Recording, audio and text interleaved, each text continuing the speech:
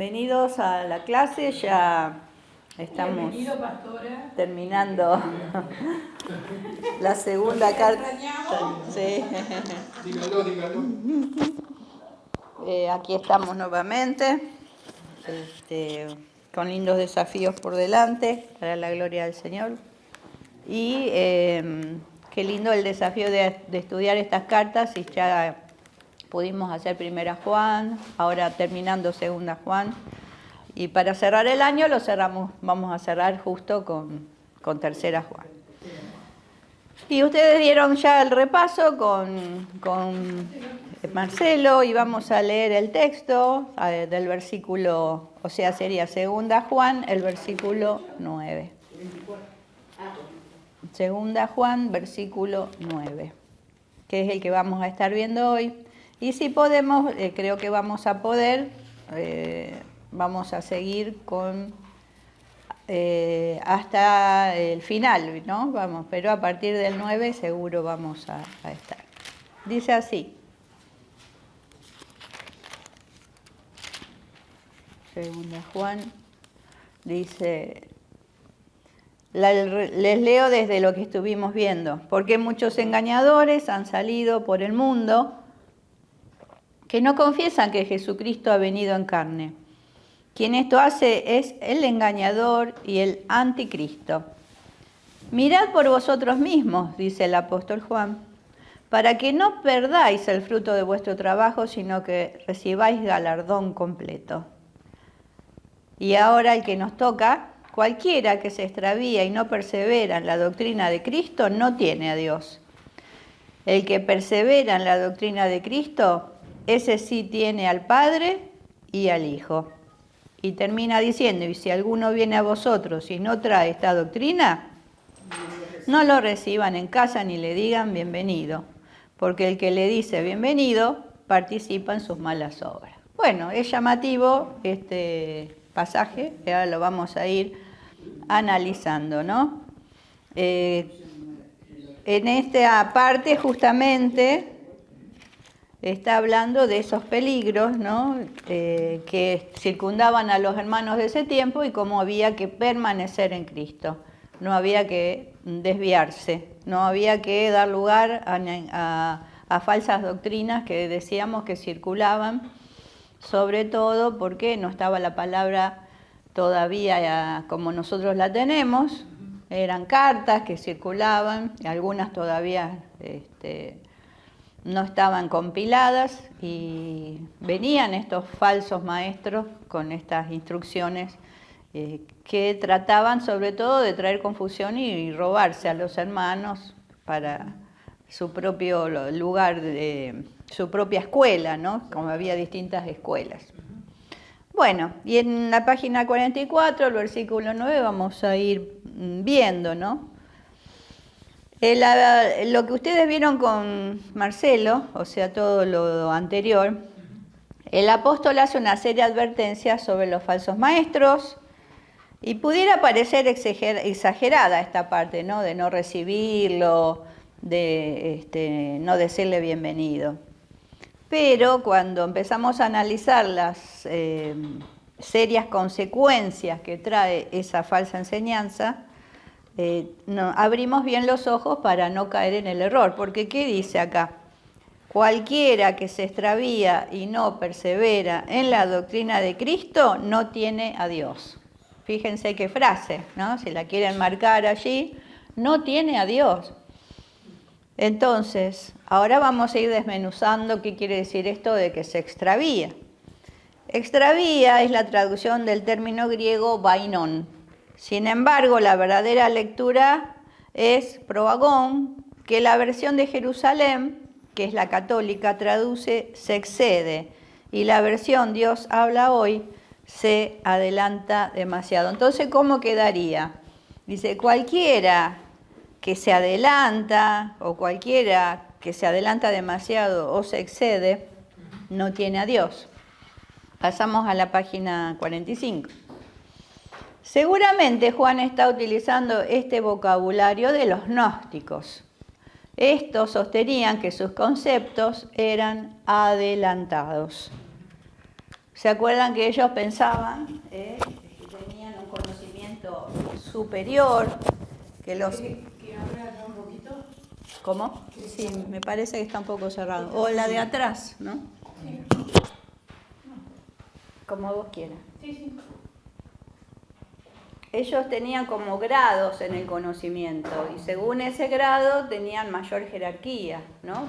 Un conocimiento que no era el de la palabra, sino un conocimiento de sabiduría, hasta algunas cuestiones media esotéricas también, ¿no? Que estaban fuera de las enseñanzas bíblicas. Entonces, eran adelantados, dice aquí, y ese conocimiento, esa gnosis superior, los había capacitado para avanzar más allá de lo que se enseña en la doctrina bíblica, que no es otra cosa que la enseñanza de Jesús.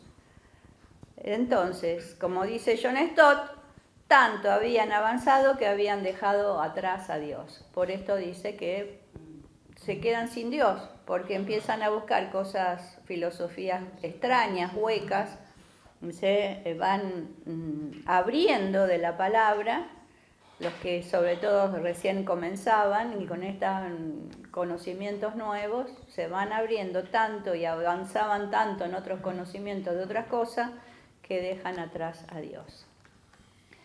El grave problema de este apartarse de la verdad es que no tienen a Dios. Nadie puede tener a Dios negando la verdad procedente de Él. El apóstol Pablo exhorta a los creyentes a no pensar más de lo que está escrito. Eso está en 1 Corintios. Ya no es Juan, es Pablo que está diciendo, no piensen más de lo que está escrito. Y es una advertencia a mantenerse en esta doctrina de Cristo sin ir más allá de lo que la Biblia establece. O sea, un recaudo especial. El marco de estudio nuestro es la palabra y no ir más allá. Y eso también lo tiene que tener en cuenta el ministerio docente de la Iglesia. ¿Qué tiene que cumplir? Tiene que cumplir con el mandato de Jesús de la Gran Comisión. Dice el Mateo, enseñándoles que guarden todas las cosas que yo les he mandado. O sea, ni una cosa más, ni una cosa menos. Y añadir o quitar a la enseñanza de la Biblia es adulterar la Biblia y negar a Dios que reveló la verdad en ella. Por eso Juan es tan drástico, ¿no? La enseñanza de los falsos maestros conducía a la negación de la verdad sobre Cristo. Una cosa lleva a la otra y por eso Juan, preocupado por todos estos maestros que circulaban, se pone a escribir específicamente sobre ese tema. Y en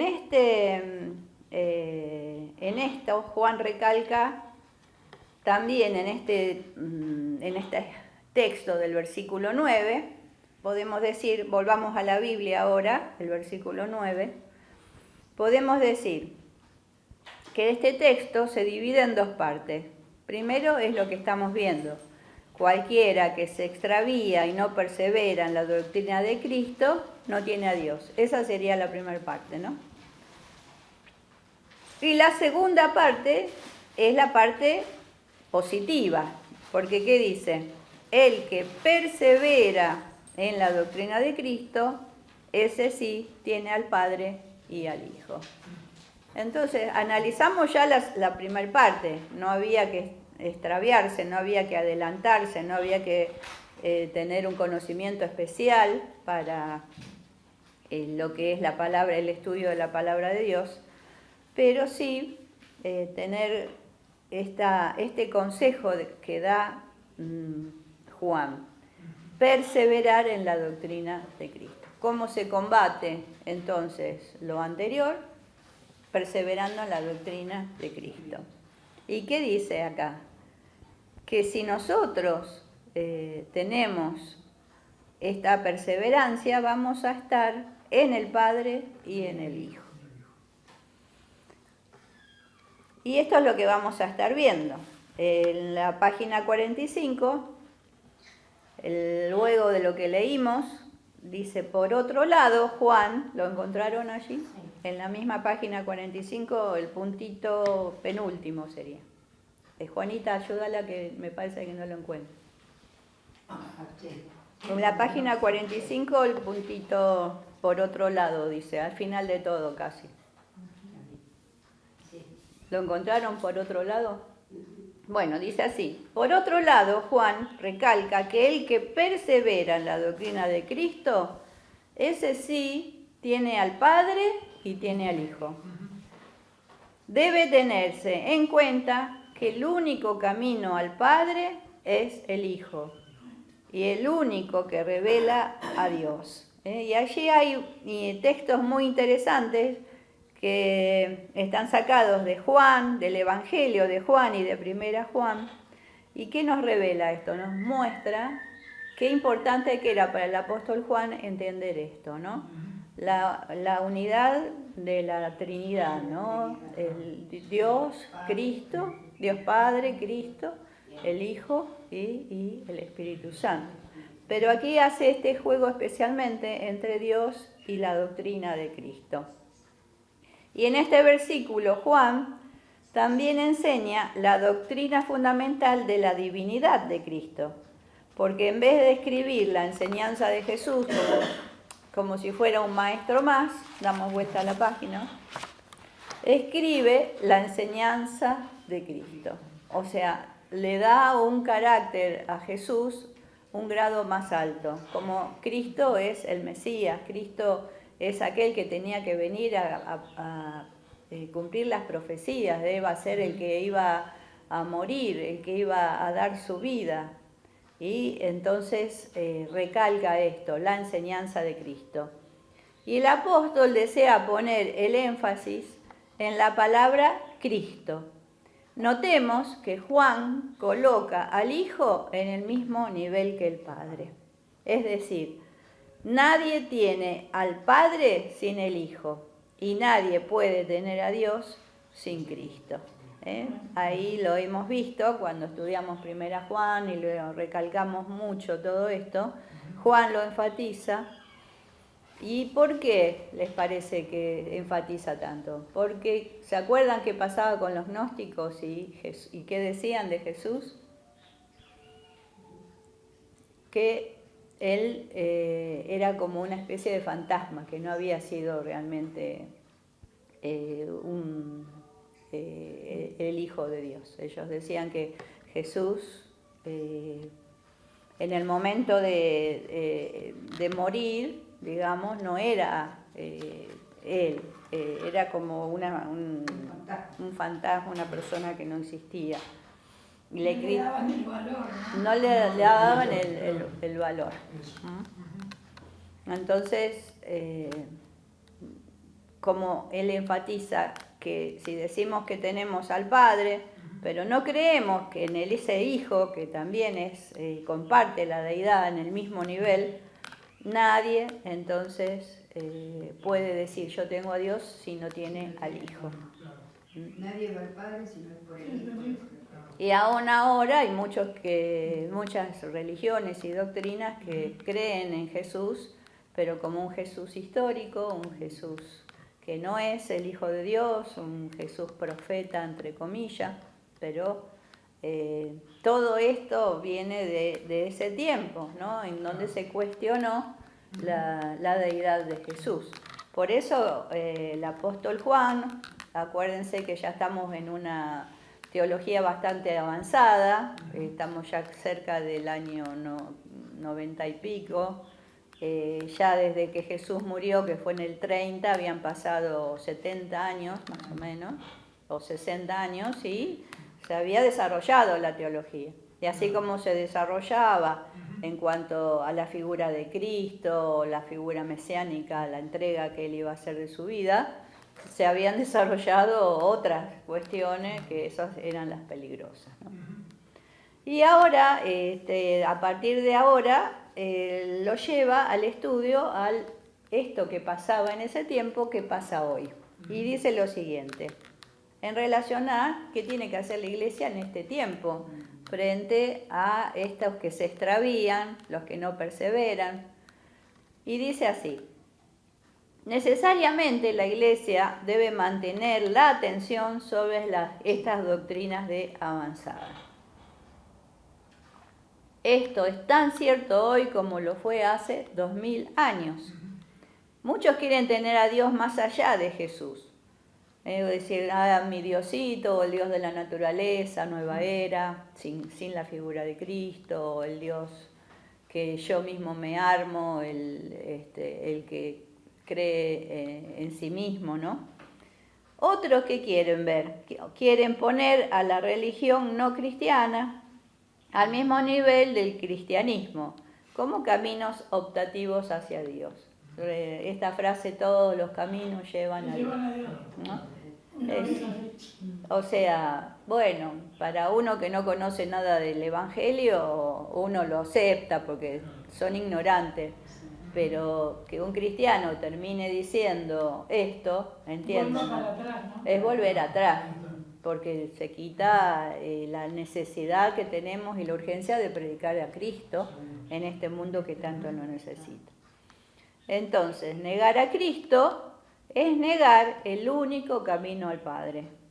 Enseñar otro camino, dice allí, es conducir a las personas a la perdición eterna, puesto que no hay otro nombre bajo el cielo dado a los hombres en que podamos ser salvos. Y esto es bien enfático, está en el libro de Hechos. No hay otro nombre. Entonces, el único camino, el mismo Jesús que dijo, yo soy el camino, la verdad y la vida. Y esto de esta palabrita, cualquiera que se extravía, que dijimos que era que se adelanta, que quiere, ¿no? Crecer en estratos de conocimiento, avanzar más allá de Cristo no es progreso, sino apostasía. Recuerdan que la palabra apostasía quería decir volverse atrás de lo que uno había creído, ¿no? No seguir fielmente a Cristo y su doctrina es dejar la luz, que es Jesús mismo, para entrar nuevamente en el camino de las tinieblas. De tal manera trastornaban la mente estos falsos maestros que terminaban desviándose de la verdad, ¿no? O sea, recuerden que hablamos en su momento de que no es que perdían la salvación, es que en realidad eran muy incipientes en el conocimiento de lo que era la fe, y estos venían y arrebataban. ¿Se acuerdan también de la parábola de la semilla donde cae, no? Y si no caía en un terreno profundo, venían las aves y se lo comían, ¿no? Entonces, o que crecía allí a la vera del camino, pero lamentablemente es así. Dejaban la luz y se volvían nuevamente a las tinieblas. Esa incipiente luz que empezaba a resplandecer, venían estos falsos maestros y las apagaban. Son las consecuencias de abandonar aquello que habían oído desde el principio. Y Juan, en primera Juan, había él dicho, ¿no? Que recordaran las cosas que habían oído desde el principio, que enfatizaran sus vidas y su relación con Dios en eso, y no se dejaran confundir por ningún otro. Y acá también habla del cristianismo en general. El cristianismo debe permanecer en Cristo y en la doctrina de Cristo. Y esto incluye lo que Cristo enseñó durante su ministerio y lo que continúa enseñando por medio de los apóstoles. Esta autoritativa enseñanza apostólica equivale a lo que Juan llamó lo que han oído desde el principio. Recuerdan que al principio de la carta también se hablaba de esta doble tarea que tenía el apóstol Juan, de ser fiel a lo que había escuchado de la boca de Jesús, pero también ser fiel a todas las enseñanzas que los distintos apóstoles fueron escribiendo, ¿no? En los evangelios.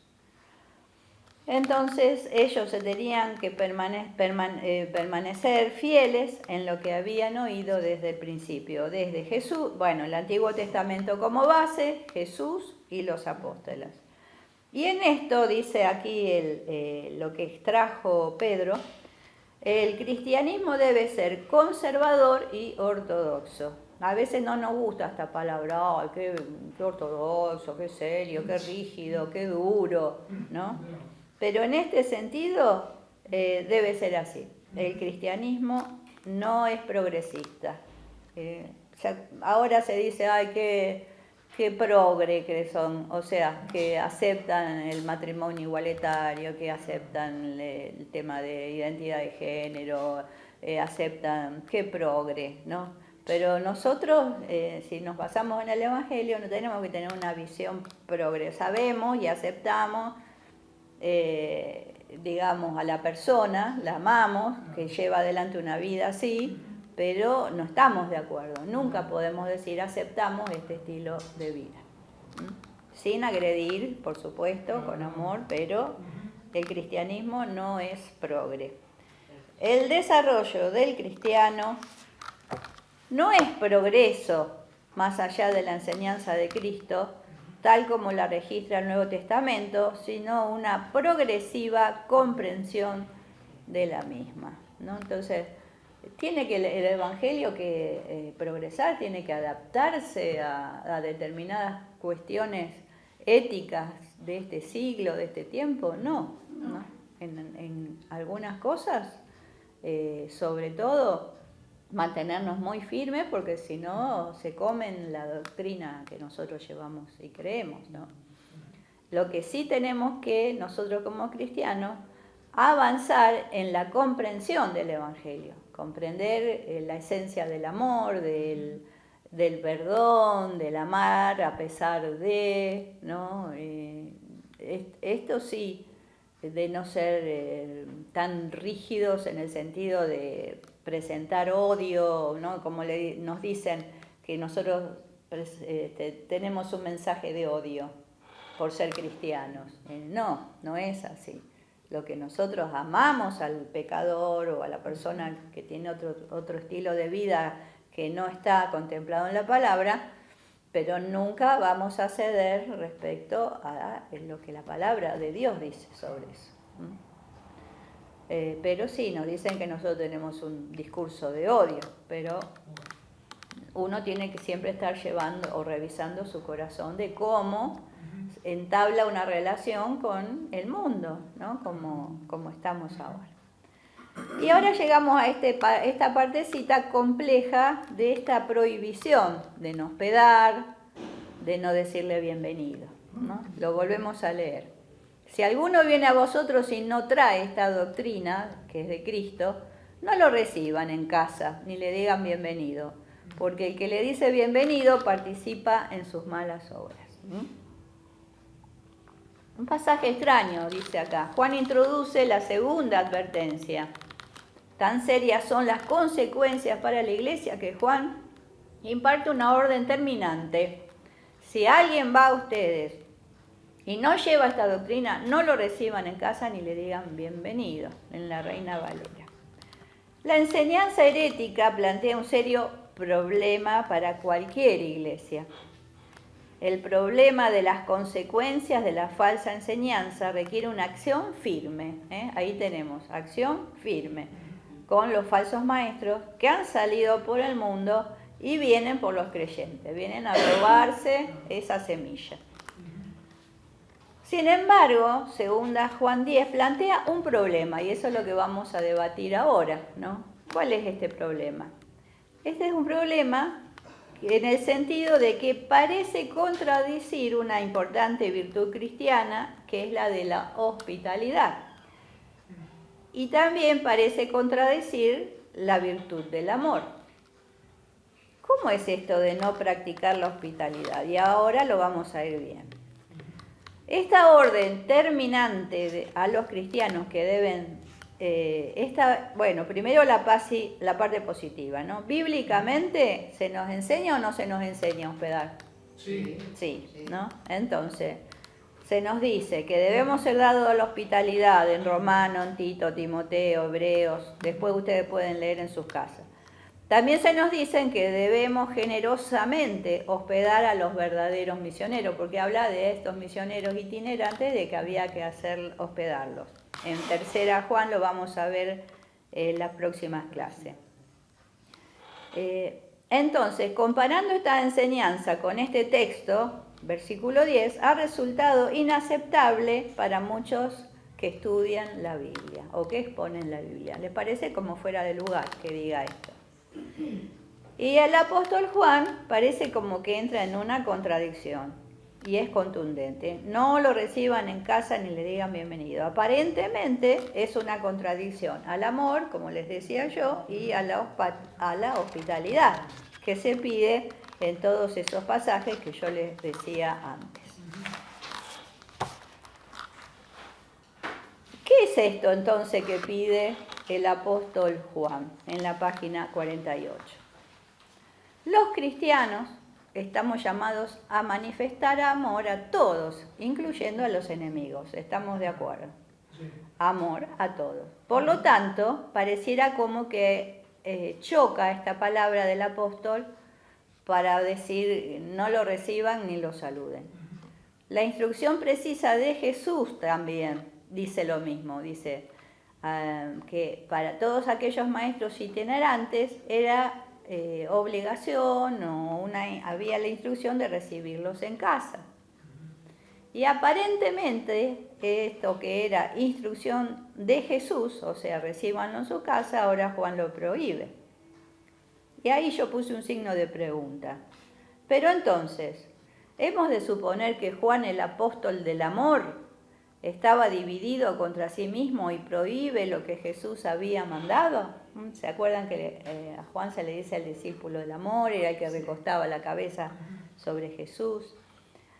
Entonces acá hay algunas consideraciones que vamos a estar viendo y si ustedes tienen alguna duda me preguntan. Son 3 consideraciones. Debemos tener en cuenta que aquí Juan no se refiere a personas que creen la mentira o quienes no creen en la verdad, sino a aquellos que siendo falsos maestros enseñan la mentira para confundir y desviar a los creyentes. No se trata de personas equivocadas, sino de anticristos. Aquellos que no solo niegan a Jesús, sino que además tienen una actividad en contra de la verdadera enseñanza neotestamentaria sobre la persona de Jesús. Juan se está refiriendo a los maestros de las falsas doctrinas y no solamente a las personas que creían. O sea, acá el punto 1 habla de que marca esta diferencia. No es a cualquier persona que uno dice es un neófito, no conoce, cree pero cree equivocadamente, entonces no lo recibo en casa ni le digo bienvenido. No es a cualquier persona que tiene una creencia, es a personas que deliberadamente enseñan cosas equivocadas para destrucción de la propia iglesia, ¿no?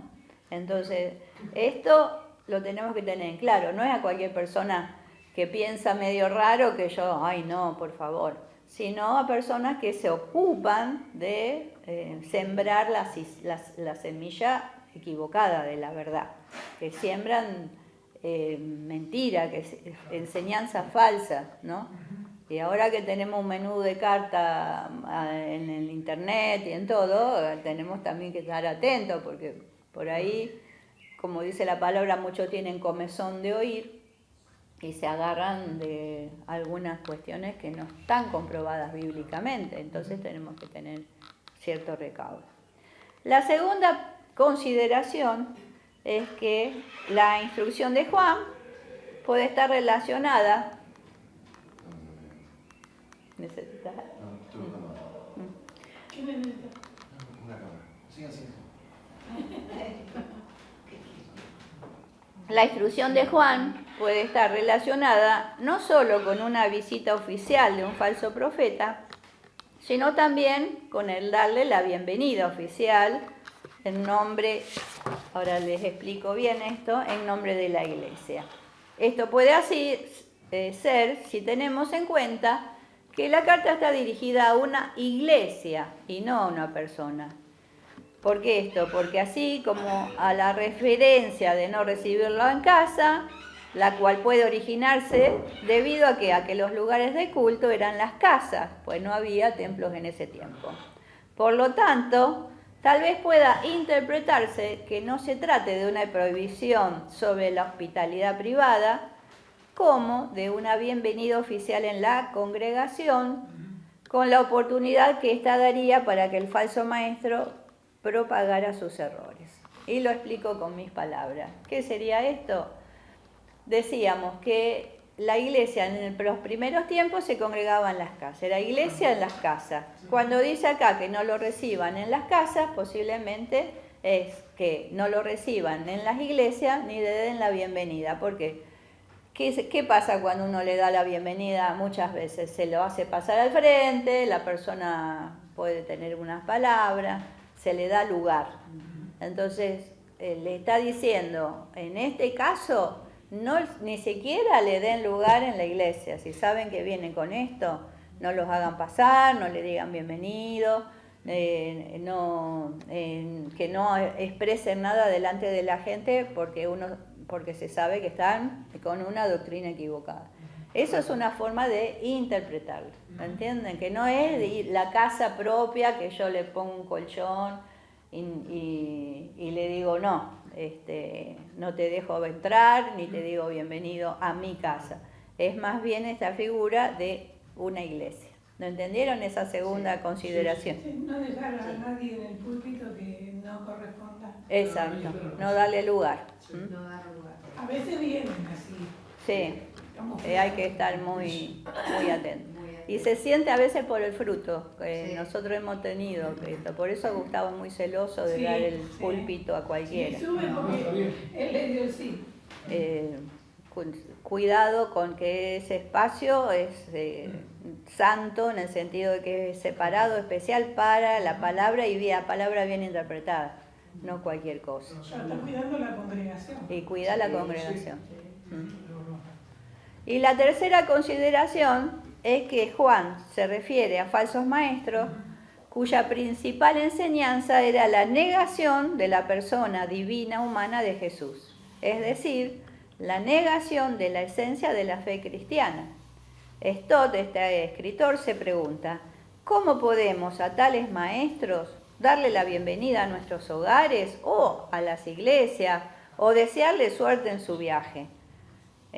Y ahí es muy duro, yo lo subrayé, la caridad o la bondad tiene sus límites, no debe ser mostrada a unos de manera que hagan un tremendo daño a otros. ¿No? Y esto, vieron que yo soy una persona bastante pacífica, que sé contemplar muchas historias, situaciones, pero cuando yo veo que una determinada cosa daña el grupo, enseguida yo corto ahí. No, enseguida pongo el punto, enseguida pongo el coto, porque uno puede tener un corazón amoroso, pero cuando la otra persona está actuando maliciosamente y está trayendo cizaña en medio de los hermanos, hay que, como dice acá, ¿no? La caridad tiene sus límites, hay que poner un corte. No hay que darle libertad a esa persona a producir más daño. Entonces uno es responsable también, ¿no? O una chismerío, una habladuría, ¿no? Entonces uno tiene toda la autoridad de cortar ahí, no, esto no se habla, o esto hablarlo con la persona, a nosotros no nos interesa o no nos conviene meternos en esto, ¿no? Porque también a veces esta caridad o este amor, que bueno, pero nos podemos estar lastimando. Y cuanto más se lastimaba la congregación cuando traían confusión respecto a la esencia de la fe, ¿no? Negar que Cristo era el Hijo de Dios era una herejía de las más terribles del momento, ¿no? Cuando el Evangelio se expande con esta figura del Cristo exaltado, del Cristo que da su vida, leer al mensaje.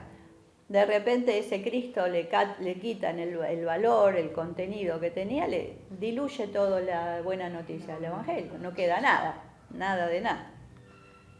Y en el versículo 11, ¿hasta allí lo entendieron entonces? Sí. Entonces, el versículo 11, porque el que le dice bienvenido participa en sus malas obras. Y vamos a ver la razón de esta orden. ¿Por qué Juan da esta orden? Juan da la razón de su orden. La falsa doctrina que niega a Cristo y despoja a los hombres de la comunión con Dios, porque dijimos que el que no tiene a Cristo no tiene a Dios, o el que se mete en estas herejías no tiene a Dios, como decía el versículo, ¿no? El que se extravía y no persevera en la doctrina de Cristo no tiene a Dios. No es simplemente un error de concepto, sino que es una mala obra. Yo subrayé mala obra, que puede enviar al hombre a la ruina eterna. Bajo ningún punto de vista, el creyente, la lluvia, debe estimular al falso profeta. ¿Sí? Dice a la Biblia de Jerusalén, si cerrá por las dudas, te entra agua. Total, ya se refresca. Dice, o sea, lo repito, no es simplemente un error conceptual, sino que es una mala obra. Puede enviar a un hombre a la ruina eterna cuando generan esta confusión, estas doctrinas que pululan por ahí. Y bajo ningún punto de vista, lo marcamos, el creyente debe estimular a ese falso profeta. No podemos ser voceros, decir, ay, escuché un mensaje que decía que los ángeles, que esto, que no, o que el demonio, o que estuvo en el infierno 3 días y que, bueno, son experiencias personales, pero no lo hagamos como doctrina, ¿no? O un montón de otras cosas. Entonces, ¿qué dice la Biblia de Jerusalén? El creyente en ningún momento debe estimular al falso profeta y dice, en ningún momento debemos hacernos solidarios de sus malas obras. ¿No? Me gustó esto, ¿no? Ay, yo lo voy a ayudar un poquito, mirá qué bien que tiene el don de la prédica. Sí, tiene algunos conceptos medio raros, pero bueno, qué bien que explica. Y explica la mentira, no explica la verdad. Entonces, cualquier cosa y confunde, pero con palabras bonitas, Entonces llegamos a la última parte, la enseñanza que debemos rescatar de los versículos 10 y 11 en la página 50, arriba de todo. Dice así, ¿cuál es la enseñanza que debemos rescatar de estos versículos? Que hablan de la hospitalidad, de no decirles bienvenido. La hospitalidad cristiana termina donde el bienestar de la iglesia se ve amenazado. ¿Están ahí? Sí. ¿Lo entendieron? Si hay una amenaza, allí hay que estar atento. El amor no va tan lejos como para poner en peligro a nuestros hermanos y hermanas, sea lo que sea. Hay amor, pero también punto. Hay que cubrir allí. Hay que cubrir para que no estemos en peligro, para que no nos lastimemos, no haya heridos. Y también hay que ponerle límite al amor, sobre todo a los que niegan al Señor, a ese Señor que nosotros tanto amamos, y que vendan sus falsas doctrinas en la iglesia del Señor. Vieron que a veces viene un invitado y vende libros. Sí. Acá se refiere en ese aspecto de que ellos vienen con todo un speech, con toda una enseñanza que puede ser falsa doctrina. No digo que los que invitamos nosotros somos cuidadosos, pero así como ellos vienen y traen su enseñanza escrita, la traen también predicada y pueden, si es un falso maestro, lo tenemos que pasar por el filtro, ¿no? de lo que es de Dios. Entonces, ¿lo entendieron esta enseñanza, no? Cuando el bienestar de la iglesia se ve amenazado, tenemos que ser duros y rígidos. No nos importa que nos digan, ay, qué ortodoxo. No, hay que cuidar el corazón. Poner límites. Poner límites, la doctrina, ¿no? Si fulanito quiere venir, viene de otra iglesia, pero trae estas ideas raras, lo recibo con amor, pero apenas larga algo, digo, mirá esto. Quizás no delante de todo, pero después llamarlo aparte, mira, esto no me quedó claro, ¿qué es esto? y no dejar que siga pululando su enseñanza que no corresponde. ¿Lo entendieron bien? Sí. Entonces hacemos la conclusión, todavía tenemos un rato más, que está ya cerrando 2 Juan, espero ir a vosotros, dice. Dice así, tengo muchas cosas que escribiros, pero no he querido hacerlo por medio de papel y tinta, pues espero ir a vosotros y hablar cara a cara para que nuestro gozo sea cumplido. Y el último texto dice, los hijos de tu hermana, la elegida, te saludan. Amén. Y dejen ahí en la palabra y fíjense cómo termina 3 Juan. Y nos damos cuenta que es el mismo autor.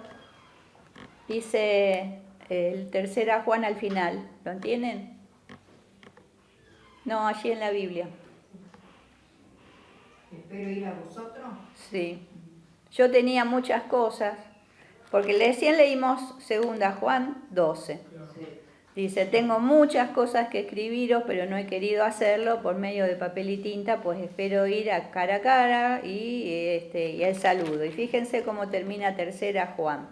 Dice, yo tenía muchas cosas que escribirte, pero no quiero escribirlas con tinta y pluma, porque espero verte en breve y hablaremos cara a cara. ¿Le llama la atención? Que es muy similar. Y el saludo final dice, la paz sea contigo, los amigos te saludan, saluda tú a los amigos, a cada uno en particular. ¿No? ¿Vieron qué linda las salutaciones finales? Y ahora vamos a estar analizando, ¿no? Lo vamos a ver en 3 Juan, pero qué lindo un día del amigo saludarnos así, ¿no?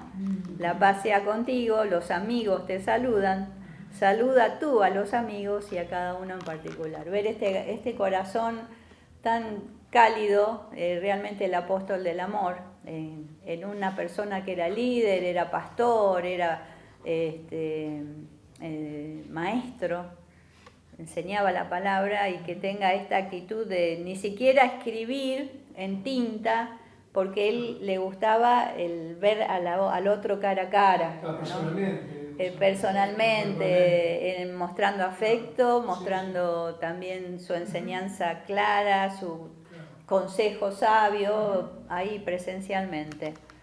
Y en este que vamos a ver ahora, el saludo es a la elegida, que es la iglesia, ahora lo vamos a ver, y acá habla de la paz y este interactuar de amigos. Y qué lindo verse así, ¿no? Yo me imaginaba desde mi rol pastoral, no verme en una jerarquía, no verme como una persona superior, sino amigos, ¿no? El ser eso, ¿no? Tener un corazón dispuesto a dar amistad y a recibir la amistad del otro lado, en la misma línea, ¿no? Juan pone en la misma línea a Jesús, a Dios, ¿no es cierto? No hay un nivel, y que su iglesia tiene que tener el mismo amor, la misma sencillez, en donde no haya ninguno que resalte, sino que todos nos necesitamos y todos somos amados de Dios, todos somos elegidos. No, Dios nos eligió a todos, no es que hay uno en especial que sobresale. Hay dones, sí, pero todos los dones son importantes, no hay ninguno que es menos. Entonces vemos ahora la conclusión. Dice, las conclusiones de 2 y 3 Juan son casi iguales, yo se las leí. El anciano, recuerden que ya Juan tenía 80 años, ha llegado al final de su hoja de papiro, donde él escribía. La tinta, hecha comúnmente de hollín y agua espesada con goma para que se mantenga en el papiro, aún estaba húmeda. Y dice, tiene muchas cosas que decir, pero prefiere decirlas cara a cara, literalmente boca a boca, a eso. ¿Y cuál era el deseo del apóstol en el versículo 12? El deseo era ir a visitarlos para completar la enseñanza y para que el gozo sea cumplido. Dice el 14, espero verte en breve y hablaremos cara a cara. La paz, perdón, me fui a la otra. Tengo muchas cosas que describirte, pero no he querido hacerlo por medio del papel y tinta. Espero ir y hablar cara a cara para que nuestro gozo sea cumplido. No solamente habla de una actitud de amor, sino de alegría, de gozo en el encuentro, en el compartir la palabra, en el estar juntos, que sería una definición de lo que es la comunión, ¿no? De lo que es venir a la iglesia. Venir acá, por ejemplo, este grupo todos los domingos, estar en comunión, aprender la palabra, la alegría del encuentro, la alegría como dice acá, ¿no? La alegría cumplida y el hablar cara a cara, ¿no? Juan ya expresó las cosas más importantes que acababa de decir, lo que no podía esperar, que estaba en su corazón, ¿no es cierto? Esa preocupación por los falsos maestros, por todas estas enseñanzas heréticas, ya las escribió. Entonces, las otras pueden esperar hasta que él se encuentre cara a cara, para verlos, ¿no es cierto? Y tener esta expresión con ellos. Juan no da información acerca del lugar en que vivían sus lectores para encontrarse con ellos. Lo cierto que, a pesar de su avanzada edad, él se encuentra en buenas condiciones físicas como para hacer el viaje y verlos personalmente. Acá quizás no sería la última etapa cuando él está preso en Patmos y tiene la visión del Apocalipsis, sino todavía estaba libre y él pensaba hacer estos viajes. Es más, el apóstol está ansioso por efectuar esa visita para que nuestro gozo sea completo, sea cumplido, ¿no? Y ahí hacemos una pausa. No da información acerca del lugar, pero en base a algunos estudios hechos allí en la zona de Turquía actual, él se haya movido mucho por esas iglesias que en el Apocalipsis figuran las 7 iglesias, la zona Esmirna, Filadelfia. ¿Se acuerdan esa iglesia? Las 7 iglesias del Apocalipsis son todas zonas que están en la Turquía actual. Posiblemente su zona de influencia haya sido toda esa zona. Por eso, cuando dice los quiero ir a ver, no sé si acá se ve en el mapa. Hay mapas. Acá en esta parte. ¿Cuál sería? A ver si me ayudas a sostenerlo. Tengo yo. Acá ponete así lo ven las hermanas. La Turquía. Lo pongo por acá. Sí. Acá. Sería acá, ahí, la Asia Menor, ¿no? Éfeso, Colosas, toda esta parte. Y la que abarca un poquito más para acá. Esta parte era las iglesias que él tenía en su corazón, ¿no? Éfeso era una de las bases que yo le dije que era una ciudad muy avanzada, que tenía biblioteca, que había muchos otros templos, pero generalmente se ubica el ministerio de Juan allí. Entonces cuando él dice quiero verlos, son viajes, pero imagínense que era un hombre mayor y que tenía que... Los viajes ahí no eran fáciles, como es la actual Turquía. Sí, sí. Está bien, gracias. ¿Listo? Sí. Muy bien. Entonces Dios le daba esa fuerza, ¿no? Y ese deseo de él, como que estaba ahí, pero a la vez extrañaba, estaba escribiendo en ese lugar, pero a la vez extrañaba a la iglesia de otros lugares que él había iniciado y que después se fueron desarrollando. Y él dice, quisiera tener ese gozo de estar con ustedes, verles cara a cara. Y ese gozo es la acción del Espíritu Santo en el cristiano. Por tanto, la comunión con Dios que se traslada a los creyentes produce sumo gozo. Y eso es lo que yo les decía recién, ¿no? Ese efecto de estar juntos que nos da alegría, el reencuentro, el encuentro. Y esto que me decía Mariel, te extrañamos. Bueno, es lindo porque nos necesitamos, encontramos las sillas vacías y ya decimos, uy, qué pena, ¿no? Los hermanos no pudieron venir porque nos da sumo gozo el estar juntos. El Nuevo Testamento no conoce un gozo perfecto aparte de la comunión unos con otros mediante la comunión con el Padre y el Hijo, ¿no? Entonces, ¿cuál es el sumo gozo que habla el apóstol? Es esto, de estar en comunión primero con el Padre y con el Hijo y luego el poder estar en comunión unos con otros. Y eso es hermoso. Y el versículo 13, el saludo, dice así: los hijos de tu hermana, la elegida, te saludan. Amén.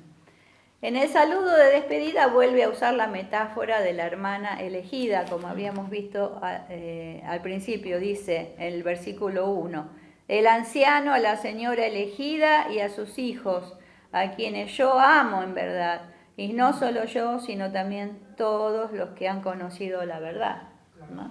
Entonces la interpretación es que haya sido una iglesia y los hijos que hayan sido los hermanos de la iglesia, ¿no? Pero vamos a leerlo. Este uso, el uso de esta hermana elegida, confirma la interpretación de que el apóstol Juan usa la expresión como refiriéndose a una iglesia. En la introducción a esta carta se analizaron las dos alternativas más habituales. Con toda probabilidad se trataba de la iglesia donde estaba Juan y de los hijos en el sentido de los creyentes de esa congregación. ¿Entendieron? Es interesante notar que las iglesias locales se consideraban hermanas entre sí, a causa de la relación de los creyentes que, siendo hijos del Padre por adopción de Jesús, son hermanos entre ellos, ¿no? Entonces casi está, digamos, la interpretación que más se acepta es esta, de que era una iglesia, pero él, para no llamar la atención, decía ¿cómo es? A la señora elegida, y los hijos, la señora elegida era la iglesia de Juan, donde él escribe, y los hijos eran los otros integrantes de la congregación. Y la última reflexión final la leemos en la página 52 y 53. Esta letra grande, así que nos va. Dice: los tiempos en que el apóstol escribe, comenzaban a circular los libros del Nuevo Testamento, pero no estaba completo todavía. La enseñanza era en muchas ocasiones por medio de estos maestros itinerantes que hacían una enseñanza personal en predicaciones. Y también se utilizaba instrucciones para el discipulado. Los discípulos tenían enseñanzas de Jesús, posiblemente que ya hayan empezado a escribir, y se la pasaban y se hacía el discipulado con eso. Pablo exhortaba a Timoteo para que predicara lo que había oído muchas veces de él. O sea, constantemente el maestro enseñaba a su discípulo, en este caso Pablo a Timoteo. En una situación así de muchos maestros y que compartían enseñanzas, no era difícil que esos falsos maestros sorprendieran a los creyentes, sobre todo aquellos que no tenían materiales de lectura suficientes. Y estos falsos maestros, ¿qué hacían? Traían doctrinas erróneas. Esto es un repaso como una reflexión final. Pasaron los siglos y en nuestro tiempo, y esto es un llamado de atención para nosotros, tenemos a nuestra disposición distintas versiones de la Biblia, textos de estudios que reflejan 2000 años de reflexión y análisis de ese texto bíblico, que ayudan a conocer mejor el sentido y la aplicación de las Escrituras. Esto está buenísimo porque también en las redes hay excelentes estudios bíblicos que uno tiene que saber buscar, preguntar, este autor es más o menos dentro de una línea bíblica, está avalado de que es un buen maestro, ¿no? Tenemos hermosos estudios bíblicos. Pero, dice acá, si peligrosos eran los tiempos de Juan para los creyentes, mayores son hoy para nosotros. Las falsas doctrinas, utilizando el poder de los medios de comunicación, de internet, todo, se han esparcido a nivel mundial. Y por otro lado, y es triste reconocerlo, la exposición bíblica ha desaparecido de muchos púlpitos. ¿Por qué dice esto? Y nos detenemos ahí. Porque se habla de las emociones. En vez de hablar de buscar un texto y desmenuzarlo como hacemos nosotros, empiezan hablando de cualquier cosa y se van por las ramas y no explican el texto, ¿no? Vieron que Gustavo es expositivo, eso se llama la predicación expositiva. Que él puede usar ilustraciones, pueden poner un video, pero siempre va a estar apuntando a explicar o a exponer ese texto bíblico que él eligió. Entonces eso es lo que también vamos a aprender el año que viene en seminario. Entonces, esta importancia de lo que es la exposición de la palabra, de la verdad. Y no irse por cualquier lado. Y los porque pajaritos. tocan los sentimientos algunos. Eso, sí, con cosas Entonces ahí te cambian. La gente. Claro, y al final es todo un evangelio que apunta mucho Claro. a la emoción, a que la persona lo pase bien, pero ¿cuántas veces la palabra nos habla de mensajes de desafío o de exhortación? Si vemos en el Antiguo Testamento, Dios le hablaba fuerte a su pueblo, ¿no? Y Jesús también, cuando le tenía que decir las cosas, los decía. Entonces, no es todo tan la florecita y está todo, ¿no? Todo bien, ¿no?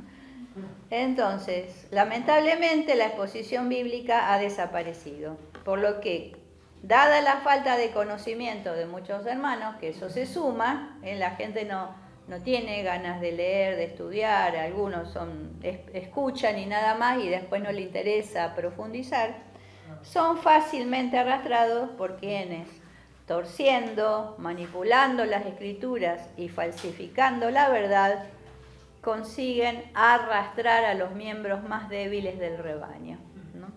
Esta situación nos impone el solemne mandato de dar prioridad a la palabra en la iglesia y que los maestros y pastores enseñen con integridad y fidelidad lo que está escrito, ¿no? Y esta es una oración que pedimos que también ustedes hagan por nosotros, por los que estamos, ¿no es cierto?, llevando adelante la palabra, que nunca este espacio de prédica la palabra termine negando la esencia de lo que es el Evangelio, lo que es la palabra, lo que es Cristo, y para eso se necesita firmeza, no dejarse llevar por las corrientes de este siglo, saber desmenuzar bien las cosas, analizarlas bien.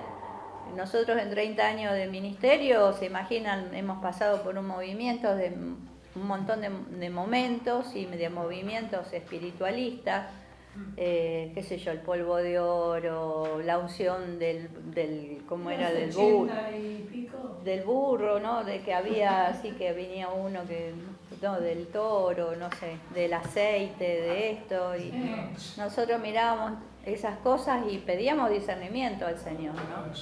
Y lo que estábamos seguros, bueno, motivábamos a la iglesia, pero lo que estábamos en duda, que era medio raro, ¿no? una experiencia, ¿no es cierto?, de que cayó polvo de oro. Bueno, qué sé yo, estás leyendo la Biblia y te cae polvo de oro, está bien, Dios te quiere mostrar su presencia, pero yo no voy a fomentar que toda la congregación esté orando y clamando para recibir el polvo de oro, porque no en ningún momento la palabra de Dios lo dice, ¿no? Entonces siempre fuimos muy prudentes.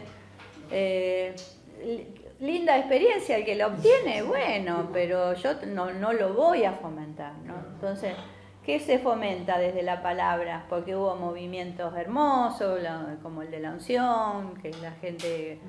Hay muchos se levantaban cambiados, o sea, se les ministraba, se caían, se levantaban y eran otras personas. Pero había otro que vos le ministraba, se caían y se levantaban y seguían siendo lo mismo. O sea, ¿por qué? Porque son sacudones de Dios para que reaccionemos a que hay un poder superior, pero no es doctrina eso, ¿entienden? Entonces, no nos tenemos que quedar allí.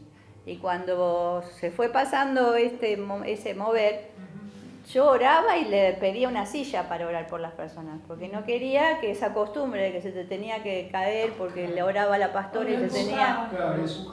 o se tenía que caer, o algunos pastores que ministraban y empujaban. Entonces, cuando uno se daba cuenta de que ya no era algo del espíritu, se cortaba. Yo prefería cortarlo.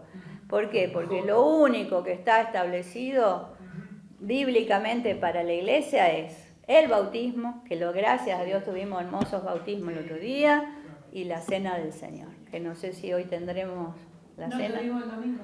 Ah, claro, yo no estuve, sí, porque sí iba a ser una semana después del bautismo. Así que eso sí, hermano, pero todo lo otro, no digo que hay cosas que son enviadas por el Señor para sacudir, pero no hay que hacer de eso una doctrina, es una visitación, es un momento. Es algo aislado. ¿no? Algo aislado y que te ese sacude, momento, en su momento claro, llama la atención y dices, wow, lo que es el poder de Dios. Pero no es doctrina. Entonces siempre estemos volviendo a la palabra, a esto, ¿no? Tenerlo a Dios, tenerlo a Cristo y al Espíritu Santo que nos ilumina. No manipular nunca la palabra, ¿no? Ni dar lugar a otros manipuladores y ponerle la oreja. Siempre, y resumiendo, ¿no? Ese amor firme. Sí, yo te amo, pero si venís con cosas raras y estás lastimando para la mano o para la boca, y nosotros ser los primeros en ser respetuosos para que eso no se propague, porque vieron cómo es, ¿no? Que se propaga todo muy rápido y tenemos que cuidar a los hermanos y Sí, cuidar. porque después terminan en nada. Y Se cuidar. apartan, Sí. Se va. Exacto.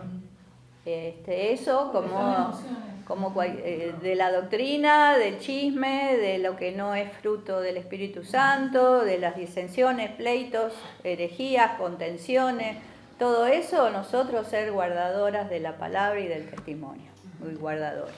Bueno, que tengan una hermosa semana, Dios les bendiga mucho.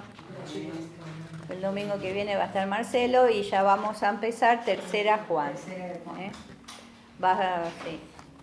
ya nos va quedando poquito, unas poquitas hojas. Y se nos va yendo el año ya. Bueno, Dios les bendiga mucho.